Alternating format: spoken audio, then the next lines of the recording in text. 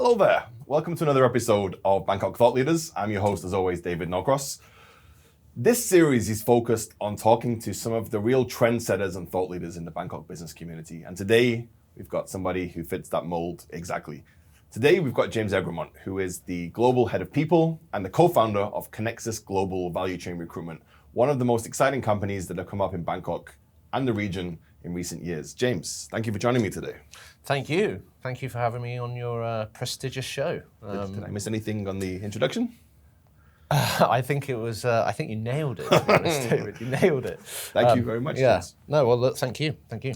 So as I mentioned there, there's so much to say about Connexus. It's such an exciting company, but you focused from the very start. You knew your audience and you focused on a specific niche, which is the value chain. Correct. So when I first heard of the value chain, I was a little bit lost. So for the folks at home, could you tell us a little bit more about the value chain? Sure. So look, the value chain can run across multiple different industries and multiple different businesses. But for us personally at Connexus, we focus on the product value chain, okay, which is the manufacturing. So effectively how it works is it's the conception and the extraction of the raw material, which is then traded. And then it goes through the sort of the R&D and the product development process, and then the procurement process when they're buying the raw materials, and then through to the production of the product, and then the marketing process of the product to the consumer, and then the supply planning and logistics and the delivery of the product to the end consumer, basically. So that's the concept of the value chain. Okay, so that would be like from the farmers growing the product, Correct, all the way through to distribution, branding, labeling, how we turn it into a single bean of coffee becomes 50 different types of brands, and you're involved in every step of that process. Exactly, correct, yeah. Okay, that's very interesting, James. As they say, farm to fork. Farm to fork. Yeah. I like it. So James, obviously the whole world was impacted by COVID. Every industry felt it in a slightly different way, but I would imagine when it comes to people hiring, especially the recruitment industry, how was that experience? It was tough, yeah. I mean, like the whole recruitment industry as a whole, and I'm sure many other industries really just went completely in the other direction. So onboarding had to be done remotely. The whole sort of virtual interview, no one was having face-to-face interaction, which was extremely challenging. Not only that, the people didn't even want to move jobs because they're extremely risk averse, and there was just no one really knew what was happening. Employers really didn't want to hire at that time, and there was a lot of sort of multiple headcount freezes as well, unless it was a senior critical hire of high importance for the business. So overall, I mean, it was catastrophic to many talent acquisition teams and recruitment businesses, and some, it devastated some recruitment businesses. Ultimately, I think that the pandemic really sort of highlighted perhaps some issues that perhaps the progressive world is now sort of getting involved with, like working from home now and all the rest of it. So that was really what was going on in 2020 and 2021. 2022 has been the complete opposite again. Like it's just been gangbusters. Everybody's hiring at the moment. The candidates have got various offers on the table at this moment in time. Like, you can, although they're passive candidates or what you believe is a passive candidate, you call them and they'll have one or two other opportunities, which is madness, and it's been unheard of, So, let me pause there, because my next question is actually about the Great Resignation, and I think it's relevant to this. Okay, yeah. But I know anyone that knows you, James, you're a very humble man, and you said that it was a catastrophic couple of years for the industry, but I've seen Connexus during those years. You've gone from strength to strength, you've opened new markets, you've doubled your team. It's been really inspirational to see. So just congratulations on that. Thank you. Well, look, we didn't, effectively what happened was there was a lot of recruiters being laid off in the market.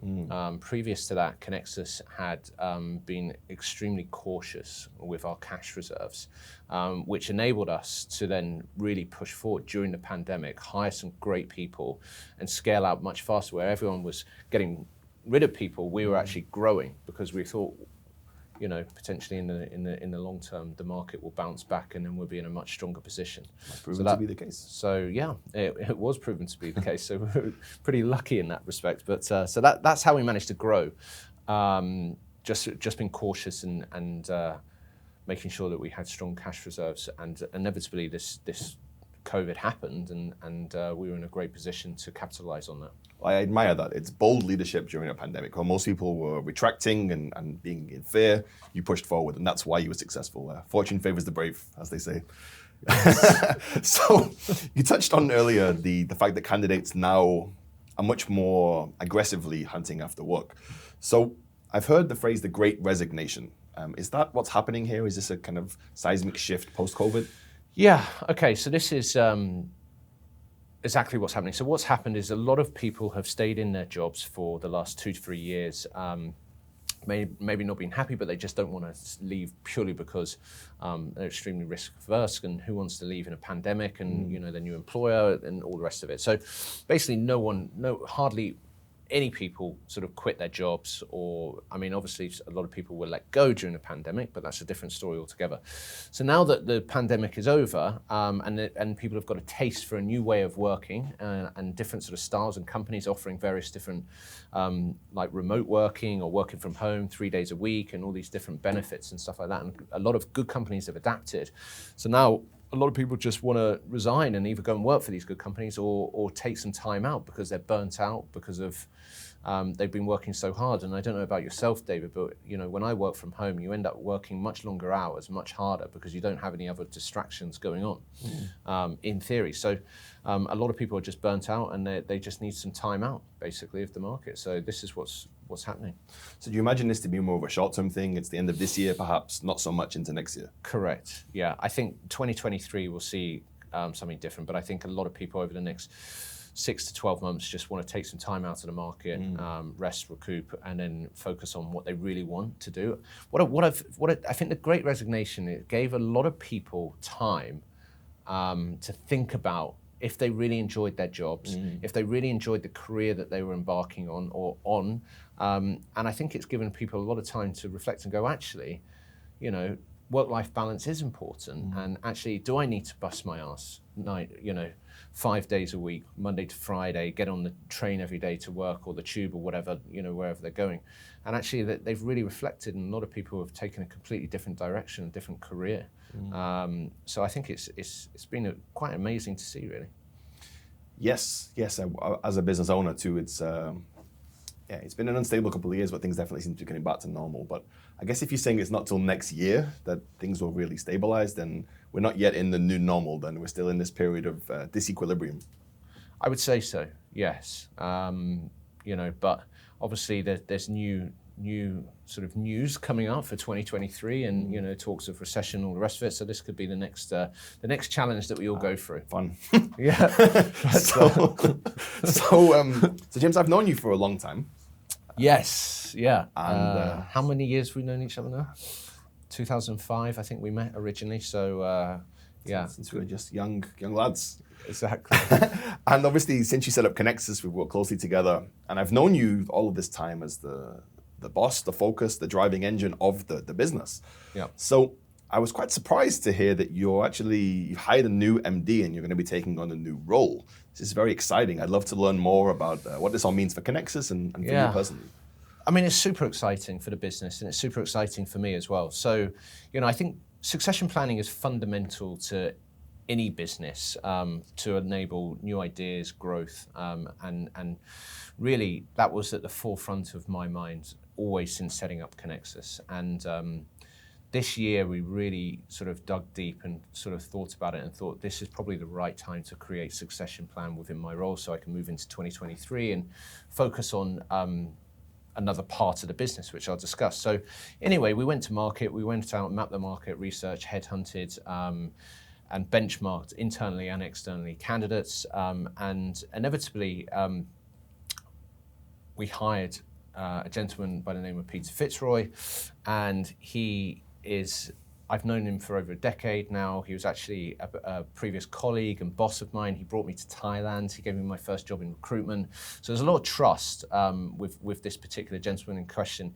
And for the right reasons, we decided that he was the best candidate. And that's probably for his skill set, his knowledge of the market, his time in the market, his leadership capability, and primarily his values and ambition with the business and what he wants to do with it. And we're 100% certain that he's the right person to take Connexus to the next level. So there we go with that. And then with regards to my role. So yeah, actually, Peter's a great hire. I've known Peter through you for a few years, and I actually interviewed him when we were much smaller on a virtual Bangkok Thought Leaders. So it's great that it's gone full circle. So fantastic hire. It's a very exciting move for Connexus. But what does it mean for you personally? So for me personally, look, Connexus is all about the people and its culture. So without the people, we don't have a business fundamentally, okay? And that's everything from candidates through to clients, through to colleagues, okay? So my role would be globally sort of strategically building on our people and our culture. So that's going to be everything from bolstering our capability as far as learning and development is concerned, talent attraction, and really implementing better processes and systems within the business. But fundamentally, our goal is to, we've got to grow and we've got to scale across all locations. And I think being a co-founder of the business and also being really passionate about people and the culture of the company, I thought I was probably the best man to take on this particular role. So there we go. That's very exciting. Congratulations again, James. Thank you. So I think we're done with the recruitment portion of this section now. I want to kind of be a bit selfish and talk about my personal interest stuff here, if you don't mind. Please, yeah. So James, you, I mentioned at the intro, you are truly one of Bangkok's thought leaders. I see you all over LinkedIn. You're very active. You have a really strong personal brand. Why have you chosen to? Was that by choice? Was it by accident? How did you come up with the? I mean, look, great question.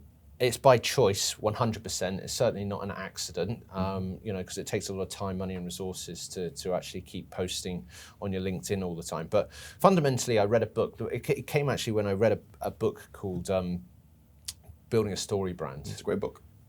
It is a fantastic book. And I read this book, and it really inspired me. And then I went to an event held by Lexicon here, and you did an amazing speech about personal branding, which also inspired me to take action, basically. So, it's been an amazing journey. Yeah, and I think you do a really great job of kind of taking the best lessons from that book. I think a lot of people, when they're trying to tell stories or do marketing, whether it's for a business or a personal brand, they tell their own story about what's good for them. What you do a great job of is understanding the needs of your target audience and helping them, giving them podcasts and insights and articles. I think you really help them to succeed, which is a great guide, a great leader, and you're doing very well. But what are some of the secrets? For anyone watching out there, how do you start? How do you start to build a successful brand? Yeah. All right. Well, good question. I think first and foremost, you need a strategy. Okay, you need to understand who your target audience is. Why are they your target audience? Primarily, they're going to be your customers, right? But everyone's got a different strategy. So think about the strategy. Once you've got the strategy, then it's all about the implementation. So speak to your customers, speak to your clients, find out their pain points, find out where their challenges are. And then when you're speaking to your clients, and I'm sure all business leaders are speaking to their clients on a regular basis, right? So it's not too difficult to say, what are the biggest challenges you're facing? And then come back with solutions. And the more people that you speak to, the more they're going to offer different solutions. So once you've got the challenges, you understand the solutions, then bingo, you've got the content. And then you can start posting the content. But personal branding is about consistency. From my experience, it's about regular posts and a minimum really 3 times a week. Like you've got to be posting, and it's got to be personal, it's got to be valuable, and it's got to be credible. And if you're doing all of those things, then it takes time. Like I would say that it's not going to happen overnight. 2 to 3 months, you're not going to get any results. And I think a lot of people give up. They do a few posts, and they're like, oh, I'm not getting any inbound leads, or I'm not building my relationships better, or all the rest of it. So the most important thing is consistency, long term, and you have to really be dedicated to it. But as long as you've got a good strategy, and you really understand your customers' pain points, then it gives you all the content that you need to be posting regardless. I've been at many events where you were there and people you'd never met before, they knew your name, they knew what you did. I guess that's the power of it. It can be good. It can be bad as well, if you're just trying to have a quiet pint and a roast, and people come up and go, oh, you're the recruiter, can you help me with a job or something like that, But ultimately, it has been really powerful. And I think that the best point that I can take away from it is that when you do a post, and let's say you get 1,000 views on your post, it's the equivalent of making 1,000 calls, okay, in my mind. And if you're connecting with your target audience on a weekly, daily basis, these people are seeing your post, they're seeing that you're credible, they're seeing that you're posting valuable content, they're seeing the real side of you as well, your personal side as well. Doing videos like this really helps. And ultimately that, when you pick up the phone and you speak to a prospect that you've never actually spoken to before, but they know you through LinkedIn, it's ultimately a warm call. Definitely. Yeah, I found the same. So it's fundamental to anyone's success, I would say. With regards to business development and building your own personal brand and all the rest of it. And I think everyone needs to be a good marketer in this day and age. Definitely. I think the phone call thing is really interesting. I never thought about it that way before, but you literally have like a broadcast network of your own connected to your perfect audience on a daily basis. It's the value of that. Imagine 10 years ago having access to that. And I think most people don't get that concept yet. Yeah, phenomenal. And the key, I think, for me at least, is it's all about being customer centric, right? Every post you put out there tells a different part of your personal story. As you said, some of it's personal, some of it's about authority. So yeah, great work. Well done on that, James. Thank you. So James, just to finish off on this point, if you had one piece of advice for people looking to get started with executive branding, what would that advice be? I would definitely come to Wall Street Tower, and I'll come and speak to you at Lexicon. Me? Yeah. Wow, thank you, James. No, I mean, look, you've done a phenomenal job for me, genuinely. Like, you've done a phenomenal job. You guys have posted continuously. I'm pretty demanding as a client, and I would say that, if you're looking to build a personal brand, but you don't have the time, then I'd definitely be coming to see you. But if you do have the time and you don't have the budget, then, like I said before, create the strategy, personal, valuable, credible posts. Start off with that. If you start getting traction, and then maybe you can turbocharge it. Thank you, James. You're so kind. I appreciate the kind words. It's true. So one more serious question, and then I'm going to ask you some more personal things. But what does the future have in store for Connexus? The future is pretty ambitious, I would say. Like, we are in growth mode at the moment.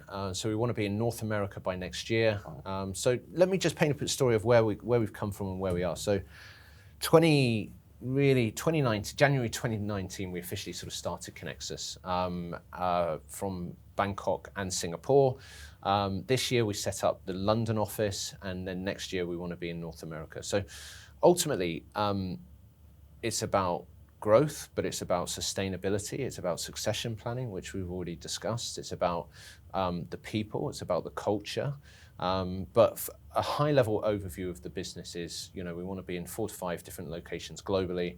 We want to be known as the leading value chain recruitment company worldwide. We want probably 80 to 100 staff within the business, 30 million in revenue. But that's kind of like a high-level goal overview. But fundamentally, and most importantly, it's all about the people. Okay, so, and I keep going back to that because it's so true, because without the people, we don't have a business effectively, and without the people, we don't have customers and we don't have candidates, so our business will not operate. So for us, the key focus is delivering exceptional service to our clients and candidates alike, and also, not only that, making sure that we have a workplace where the majority of the people, or hopefully all of the people, wake up feeling inspired, feel safe and the jobs and in their jobs and go home at the end of each day feeling fulfilled. And I think that's really our internal mission and our vision of what we want to create as a culture internally. And what I mean by that is, feeling safe in your job is like, okay, if you have a bad month, week, quarter, or whatever, we have empathy, which is one of our core values, and really making sure that people feel safe in their jobs, and recruitment traditionally as an industry has been a very hire and fire type performance-led industry. But I think Connexus is different to that, and we really give people time and the resources and the training to be successful within their niche. And the final point is, making sure that people go home at the end of each day feeling fulfilled, and that's really important to us because, you can't always have a good day and bad things happen, but as long as one good thing happens, this is what we say to everybody, like go home feeling fulfilled, whatever it is. We had a good client meeting, you want a pitch, want a proposal, you made a placement or whatever. So these are all the types of things that we're looking for and driving. So that's what the future looks like. A lot of growth, but equally a lot of focus towards people and culture. Fantastic. So James, I know from personal experience that Connexus already has a great culture. So the fact that you're going to be focusing more time on that, it's going to be for sure an amazing place to work all over the world.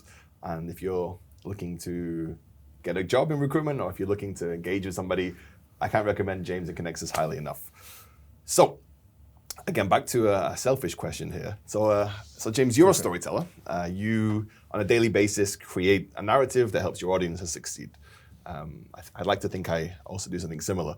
But storytelling at its core, it's something that we all engage with. Every religion, every nation, it's all a form of narrative, it's a form of story. So what are some of the storytellers that have inspired you throughout your life, whether that's business or personal? Okay, good question. I would say that I have different categories for different storytellers, okay? So if I'm looking at business and I'm looking for inspiration, then the likes of Richard Branson, of course, like up there 100%. Robert Kiyosaki, love his books, love his videos, love his storytelling. I think a lot of his stuff resonates. If I'm looking at leadership specifically, people and culture, we've talked about a lot, is Simon Sinek. Like, love the guy. I think he's spot on with his philosophies around leadership and the way company cultures should be. And I guess the third point is like, I guess growing up with Roald Dahl, for example, BFG, Charlie and Chocolate Factory, Matilda, allows the mind to wander. And more recently, George R.R. Martin with Game of Thrones, like love the storytelling. So yeah, hopefully that answers your question. It does indeed. Thank you, James. And yeah, like I said, you're a storyteller. I really enjoyed the videos you've done with Larry Persons and George Hartel. Great stories in there. I think what is important for people to realize when it comes to business communication is that people just, even if we're doing business, it's still with people. So they want to engage, want to have a good time. It doesn't always have to be super serious. I hope today we've not been too serious for the audience. But it reminds me of, you mentioned Roald Dahl. There's a great quote that I love from him that I try to live by. That I think the quote is, a little silliness now and then is cherished even by the wisest of men. I love it. On that note, thank you, James. Thank you. It's been a pleasure. Cheers, mate. Cheers. Thank you.